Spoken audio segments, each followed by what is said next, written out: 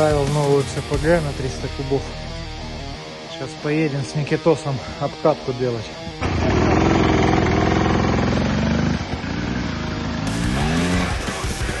Попробовал рыхлость грунта. А уклон, ну, офигеть.